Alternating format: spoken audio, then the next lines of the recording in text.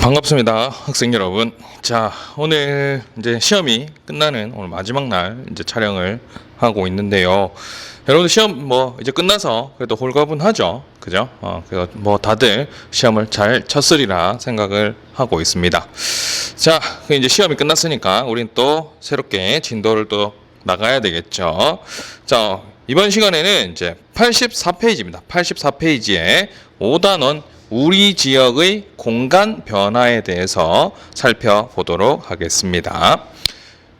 자, 그럼 우리 제목이 이제 단원명이 우리 지역의 공간 변화인데, 자, 그러면 우리 지역이라는 게 뭔지 먼저 한번 알아보자라는 거죠. 자, 그래서 지역이라고 하면 오늘은 선생님이 좀 타이핑을 다 쳐왔습니다. 지역이라고 하는 것은 무엇을 지역이라고 하느냐? 자, 지리적 특성이 뭐 여기 지리 특성이라고 하면 뭐 인문 환경도 될 수 있고 그다음에 자연 환경도 될 수 있습니다. 이러한 지리적 특성이 다른 지역과 구별되는, 요게 이제 핵심이죠. 구별되는 지표상의 공간 범위를 우리는 지역이다라고 얘기를 하고요.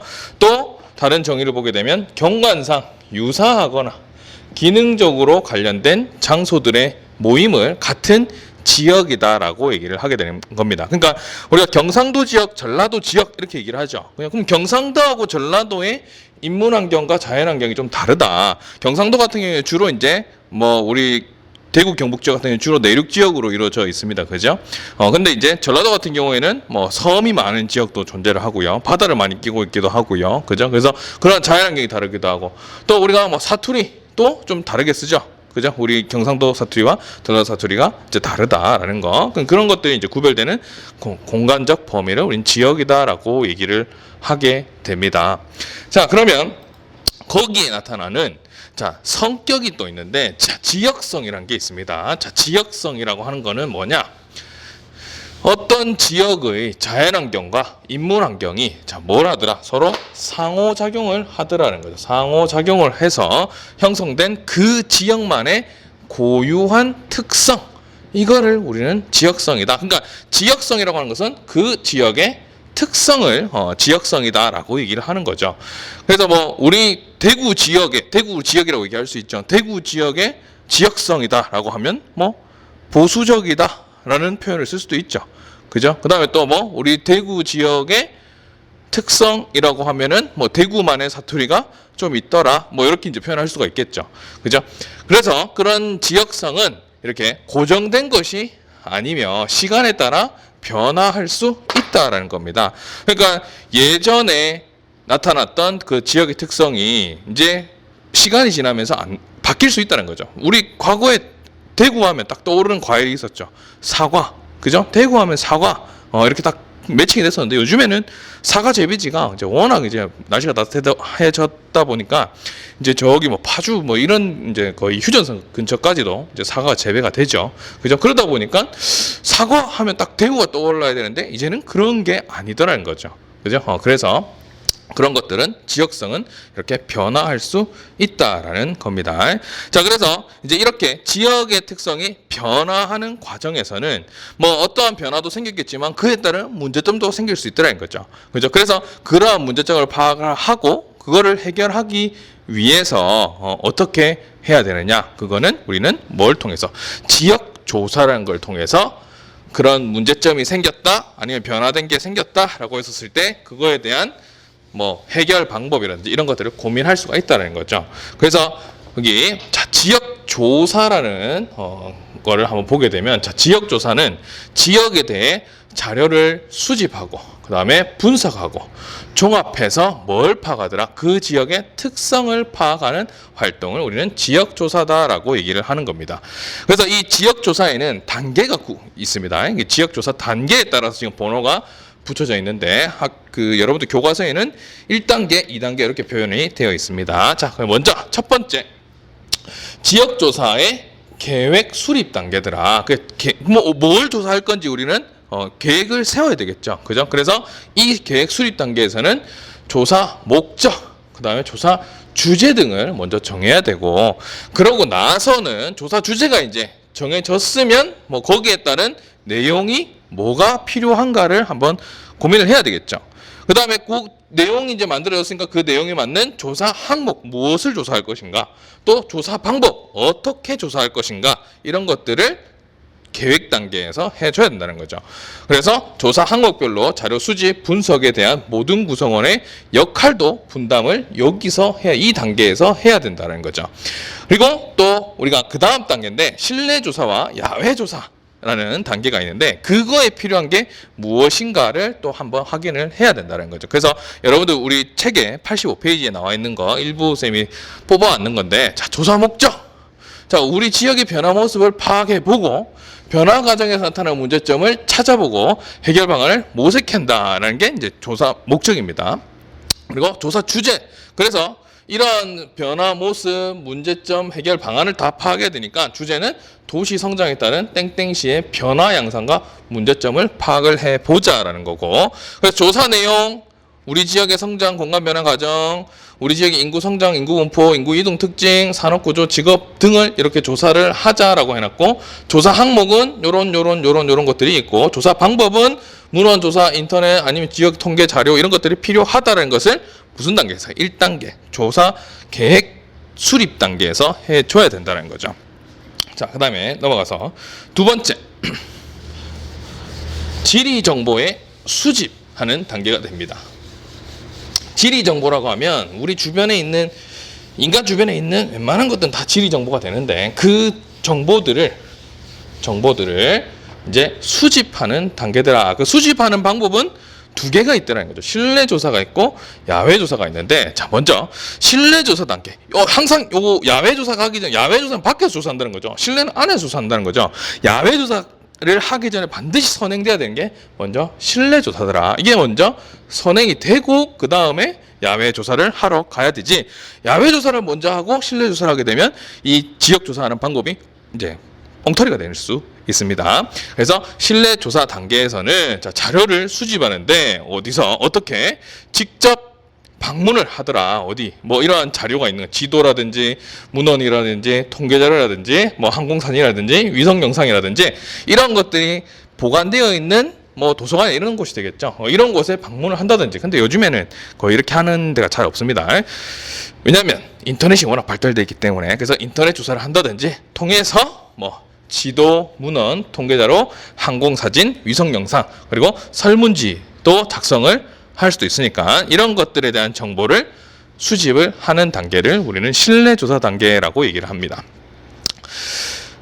그리고 그래서 보면은 이제 여기 이제 우리 책에 나와 있는 거 보면, 자, 도로 현황을 이제 인터넷을 통해서 찾아봤습니다. 여기서 보니까, 그러니까 1980년대 도로의 그 길이는 85,000m 정도였는데 이게 이렇게 73만 미터까지 도로가 연장이 됐구나라는 통계 자료를 얻을 수 있었다. 그리고 우리가 밖에 나가서 이러한 설문지를 돌려야지 하면서 여러 가지 문항을 지금 작성을 하고 있더라라는 거죠. 그죠? 자, 그러고 나서 이러한 이제 자료를 다 수집하고 나서는 자, 야외 조사를 하러 갈 수가 있는데 이 펜이 다 안 나오네요, 이게. 실내 조사만으로 불충분하거나 아니면 직접 정보를 수집해야 할 때 이제 야외 조사를 하러 갑니다. 그러니까 실내 조사만으로 끝날 수도 있지만 요즘에 워낙 인터넷에 방대한 양이 많기 때문에 근데 그거로도 모자랄 수 있다는 거죠. 내가 직접 눈으로 확인해야 될 수도 있을 거고, 그죠? 그래서 그럴 때는 이제 야외 조사를 하러 간다는 거죠. 야외 조사를 하러 가게 되면 이제 뭘 할 수 있느냐? 그 동네 사는 사람과 면담을 할 수가 있고, 아까 전에 우리가 설문지를 만든 걸 가지고 설문 조사를 할 수 있고, 그 다음에 아니면 그냥 내가 눈으로 관찰을 할 수가 있고, 그 다음에 또 한번 실제로 한번 측정을 해볼 수 있다는 거죠. 실측도 할 수 있다라는 거지, 그지? 자, 그래서 그렇게 야외 조사를 하고 실내 조사를 하고 야외 조사를 했으면 이제는 뭐더라? 여러 가지 지리 정보들이 내 손에 다 들어왔죠, 그죠? 그래서 그것들을 이제 뭐 하느냐? 분석하고 종합하는 단계로 가야 되더라. 자, 3단계는 지리 정보를 분석하고 종합하는 단계더라. 자, 앞에서 실내 조사와 야외 조사를 통해서 수집한 지리 정보를 조사 항목별로 구분하고 중요한 지리 정보는 이제 선별을 하더라. 내가 이제 나가서 자연환경을 봤는데 이제 관찰을 했다는 거죠. 근데 사진을 찍다 보니까 쌤 셀카도 찍을 수 있다는 거죠. 근데 그 셀카는 이 지역 조사하는데 의미가 있습니까 없습니까? 당연히 없죠. 그죠? 그래서 그런 것들은 이제 곤란하기 시작하는 겁니다. 선별을 하게 되고요. 그리고 이제 여기서 이제 만들어진 여러 가지 지리 정보를 그래프와 통계표를 통해서 표현을 하더라는 거죠. 아무래도 좀 이 글자로 적혀 있는 것보다는 이제 이런 시각적인 자료가 있는 게 훨씬 더 좋겠죠. 그래서 아까 전에 앞에서 우리가 도로, 여기 보면 도로 현황을 쭉 이렇게 통계표로 이제 수집을 했습니다. 그죠? 그거를 이 단계에 와서는 어떻게, 1980년도에는 한 요 정도였는데 이게 점점 이렇게 증가했구나라는 거를 이렇게 표로 만들게 되면, 자, 결론은 이제 80년대 이후에 도로 면적이 급속히 증가하였다라고 우리가 이제 정리를 할 수가 있다는 거죠. 그죠?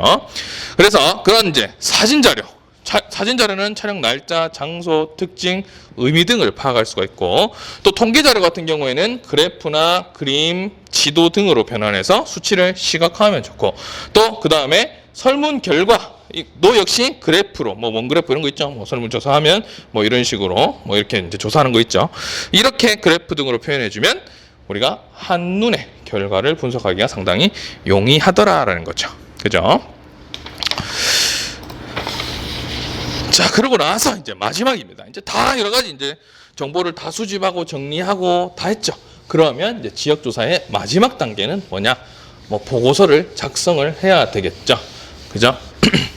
그래서 수집한 자료를 분석하고 종합해서 뭘 파악을 하자? 지역의 특성, 우리 지역성이죠. 지역성을 파악을 하는 단계, 이제 마지막이죠.